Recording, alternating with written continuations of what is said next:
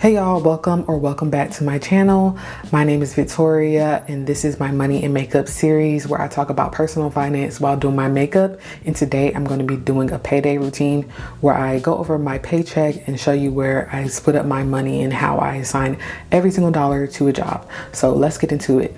So a little background on me is that I'm 29 years old and I work as a financial analyst at a healthcare company and I make $73,000 a year. I get paid semi-monthly, which means that I get paid on the 15th and the last day of every single month. I do live with my boyfriend and we split certain expenses such as rent and groceries and utilities. And there may be one or two others that we split as well, but I'll point that out as we go through it. The primary account that I use is Capital One. I have a few checkings and savings account with them, and I just do this so that I can split my money up between different categories. I also have a Wealthfront account. I have a Fidelity brokerage account. I have a Vanguard account. Girl, I got a lot of accounts. I know. I have a Discover account and I have a Chase account. And the first thing that happens every single payday, my rent money is deposited separately into my Chase account, and this amount is just half of the portion that I pay for rent. My rent in total is $1,650 and I pay $732 of that, and my boyfriend covers the rest. So this paycheck, $366 will be deposited into my Chase account.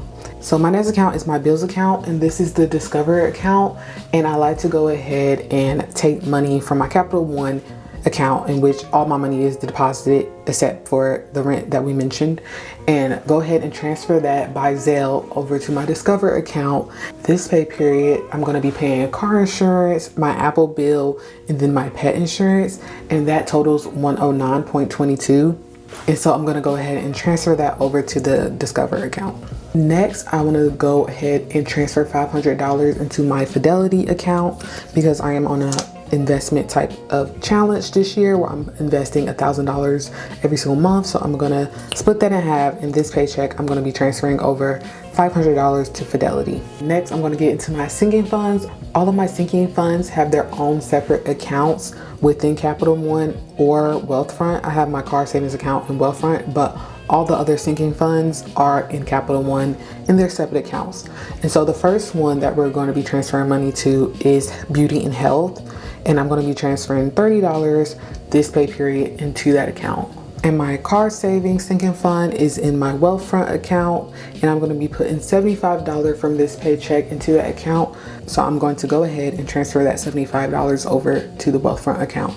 I also have a home savings account in which I'm saving for moving costs or for a deposit on a home, but I'm not too sure yet. Me and my boyfriend own this account jointly, and we both contribute $80 per check to this account. So for this paycheck, I'm going to go ahead and transfer over my $80 into this account. And then my vacation sinking fund, I am going to Brazil in January. I told you guys about this idea. It started off as an idea a couple of videos ago, and I was like, maybe I should go on a little trip, but it's not going to end up being solo like I originally thought. My boyfriend is going to end up coming, but for this pay period, I'm going to transfer over $320 to my vacation savings account just to go ahead and start saving for that trip. And I'm also going to Disney in the beginning of December, which is coming up, and that's pretty much paid for. I had to pay $200 more for my half of the hotel, but that trip is pretty much already saved for. But it's time to start saving for Brazil. So $320 will be transferred over from my direct deposit account into my vacation sinking fund. And honestly, it's kind of crazy that I'm even doing this because the government is shut down right now and I don't know when it's going to open back up. But I think because of that, I was actually able to get a really good deal on my tickets to Brazil. So hey, kind of made the best of like a bad situation in a way there. But moving on to groceries, I like to keep this account at $300, and with that, my preset number to get back to that number is $150. I don't always spend $150 every 2 weeks on groceries, but I just have that number there. I did end up spending around $150 this last pay period on groceries. We're just trying to switch up the menu a little bit as far as what groceries we eat and what we're cooking.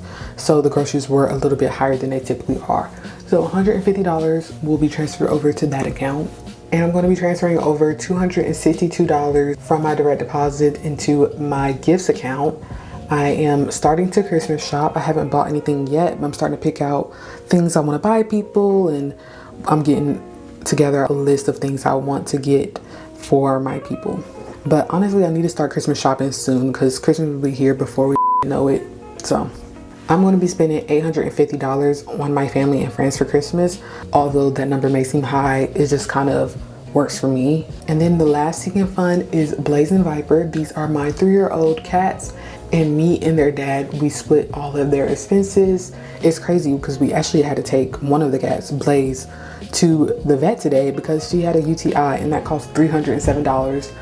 Crazy. But we have pet insurance. It doesn't start to pay until we meet the $250 deductible, so most of that was out of pocket. But this is why I have that sinking fund that I do contribute to, so when stuff like this comes up, I always have that money. And also just for the basic necessities like food, litter, and all of that. And then lastly, I'm going to give myself $300 in spending money this pay period. This is a cut down from my previously $500 that was previously $700, so kudos to me. I know that sounds ridiculous, but I do like to spend money on Amazon. I do like to get a little coffee here and there. There's just like a couple of things that I'm just a little spend friendly about, but I'm trying to cut back on that in light of the fact that I'm trying to go on these 2 vacations in the next coming months, and then I also need to be preparing to Christmas shop. So with that in mind, I'm only going to give myself $300 for spending money this pay period. And so that wraps up my payday routine, and I did go ahead and finish my makeup. So thank you guys for watching. Please like and subscribe, and see you guys in the next video. Bye.